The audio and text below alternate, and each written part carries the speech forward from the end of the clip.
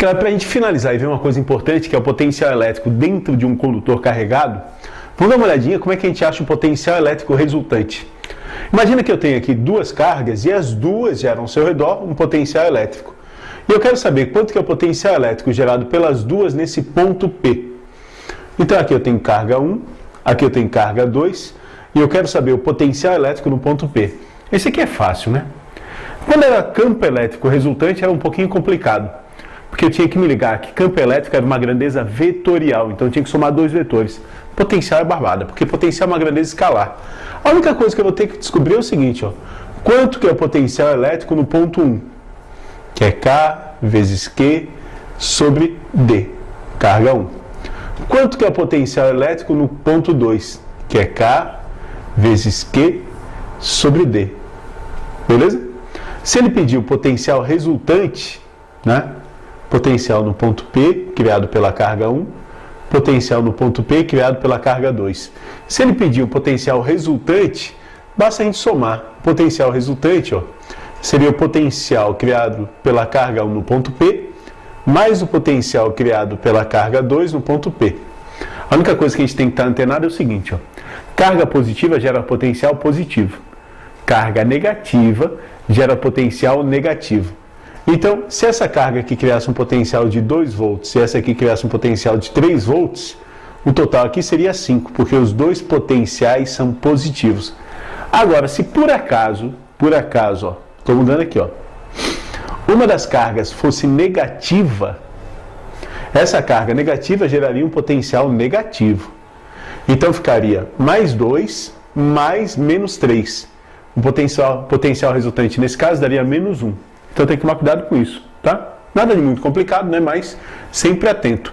Que na hora de achar o potencial resultante, o sinal da carga acompanha o sinal do potencial. Carga positiva gera um potencial positivo, carga negativa gera um potencial negativo. Tudo bem? Isso vai ser importante nisso daqui que a gente vai ver agora, olha só. Como é que vai ficar o potencial elétrico? Galera, tem uma grandeza chamada campo elétrico, que é a relação entre a força elétrica por unidade de carga. Lembra?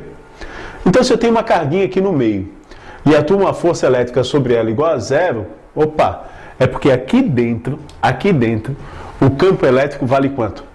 Perfeito, zero.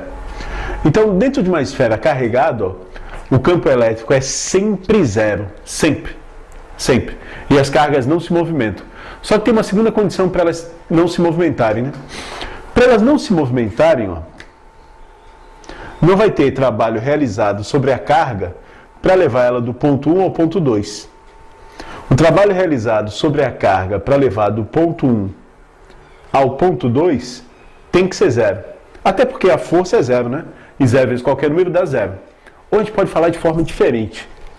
A energia potencial que a carga possui no ponto 1 tem que ser igual à energia potencial que ela possui no ponto 2. Daí, quando ela tenta ir de 1 para 2, ela não perde energia potencial. E se não perde energia potencial, ela não ganha, perfeito, energia cinética. Então, não pode ter diferença de energia potencial da carga no ponto 1 com a carga no ponto 2. Opa! Galera, o trabalho da resultante nada mais era, né, do que carga vezes a diferença de potencial. Se não pode ter diferença de energia potencial, dentro de uma esfera carregada, a diferença de potencial sempre tem que ser zero. Zé quer dizer que potencial no ponto 1 e no ponto 2 são zero? Não precisa. Ele só tem que ter o mesmo valor. Beleza? Porque se eles tiverem o mesmo valor, a diferença dá zero. Se a diferença é zero, a carrinha não se movimenta, porque ela não ganha energia cinética no caminho. Isso significa o seguinte, ó, o potencial no ponto 1 tem que ser igual ao potencial no ponto 2. E igual ao potencial no ponto 3, igual ao potencial no ponto 4. Então, dentro de uma esfera carregada, o potencial é constante. Beleza? Certo? Então, a explicação, né, pela lógica, para esses dois valores são essas. O cara sabe que uma carga aqui no meio não anda. Se não anda, a força resultante é zero. Se não tem força, não tem campo. A segunda, se a carga não anda, é porque ela não perde energia potencial para ganhar cinética. Para ela não perder energia potencial, a energia potencial no ponto 1 e ponto 2 tem que ter valores iguais. E energia tem a ver com potencial. Se as energias são iguais, é porque os potenciais são iguais. Muita gente fala assim, ó, e tem muita pergunta sobre isso ultimamente. Mas Zeca, pô, tudo bem, eu entendi, né? Por que a carga não anda? Mas Por que o campo lá dentro se anula e o potencial não? Tá, vou tentar explicar, né? Se o cara já entendeu antes aqui, ó, tá feito. Vamos supor aqui, ó, que eu tivesse uma esfera carregada com carga positiva. Beleza? Eu vou ter milhões de cargas positivas distribuídos na superfície da esfera, tá? Cara, essas milhões de cargas positivas eu poderia imaginar como pequenas cargas pontuais sobre uma superfície circular. Tudo bem? Olha só, né? Olha o galo. Essa carga aqui, ó, geraria um campo elétrico, vamos chamar ela de 1, geraria um campo elétrico para baixo. Essa carga de baixo geraria um campo elétrico para cima. Ou essa carga aqui da esquerda geraria um campo elétrico da direita, geraria um campo elétrico para a esquerda. Essa carga da esquerda geraria um campo elétrico para a direita. Cada uma que gerasse um campo elétrico num sentido, teria uma do outro lado que geraria no sentido contrário. E como é vetor, né? Vetores com mesmo valor, sentidos opostos, se anulam.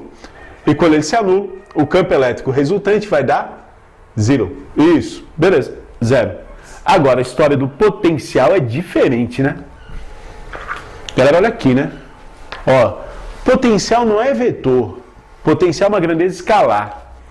Então, aqui no meio, ó, essa carguinha 1 gera um potencial V1.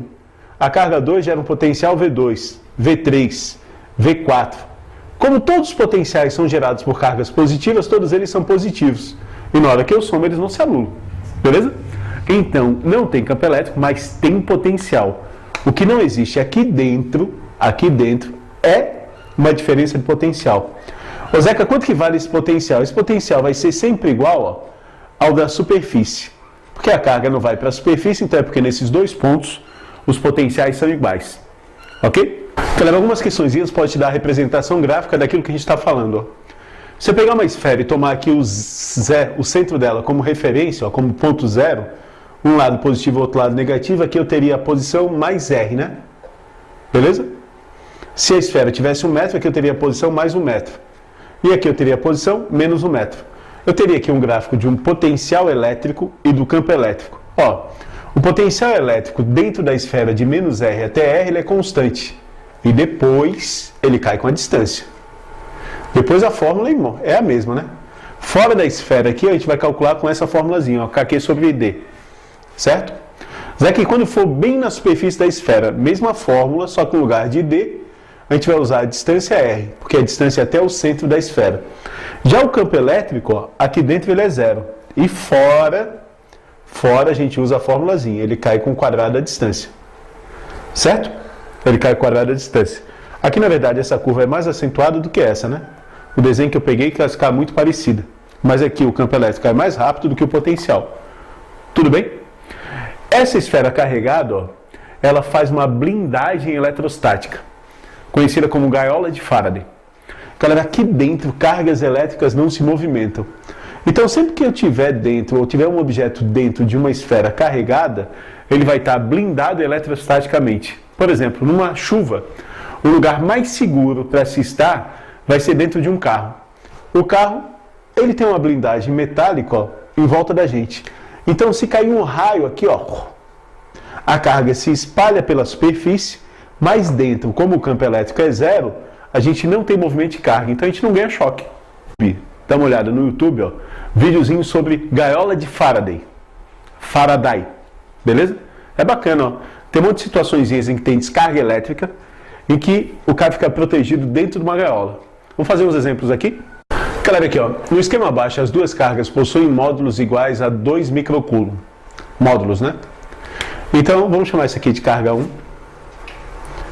Carga 1 tem 2 microcoulomb de carga. E carga 2. 2 microcoulomb. Certo? A distância entre os centros das cargas vale 20 centímetros. Determine o potencial elétrico resultante no centro da reta que separa as duas cargas. Então, eu vou ter um ponto P aqui, ó. Um ponto P. Há uma distância de 10 centímetros de cada carga, porque está bem no centro, né? E eu quero saber quanto que é o potencial elétrico resultante nesse ponto P. Ó, cada carga gera um potencial elétrico no ponto P. Eu quero saber o total. Beleza? Então, eu vou calcular o potencial gerado pela carga 1 no ponto P, que vai ser K vezes Q sobre D. Cuidado, porque a carga tem que estar em coulomb. E a gente já viu que micro é 10 na menos 6. A distância tem que estar em metros. E a gente já viu que cent é 10 na menos 2, né? Então isso aqui é 10 vezes 10 na menos 2 metros. 10 não, com 10 na menos 2 é 10 na menos 1. Isso aqui é 10 na menos 1 metro. Beleza? Então vai ficar assim, né? 9 vezes 10 na 9. Vezes 2 vezes 10 na menos 6. Sobre 10 na menos 1. Galera, 10 na menos 1 joga pra cima, fica 10 na mais 1, né? 10 na mais 1 com 10 na 9 dá 10 na 10. 10 na menos 6 com 10 na 10 dá 10 na 4. Então o potencial 1 vai dar 9 vezes 2, 18. Opa! 9 vezes 2, 18. Vezes 10 na 4 volts. Ok? O potencial 2 a gente não vai precisar nem calcular, né? Porque é a mesma carga e a mesma distância. Então é 18 vezes 10 na 4 volts. A gente quer saber o potencial total. Olha só que fácil, né? Potencial total é só somar os dois. Vai dar 36 vezes 10 na 4 volts. Quer dizer, se eu colocasse aqui uma carguinha de 1 coulomb, ela teria nesse ponto aqui, ó, 360 mil joules de energia. Porque eu tenho aqui, ó, 360 mil volts. Olha só que curioso, né? Se ele pedisse para calcular o campo elétrico, olha só o que a gente estava falando antes. O campo elétrico gerado pela carga 1 seria para cá. Pela carga 2 seria para cá, de mesmo valor. O campo elétrico resultante no ponto P é 0.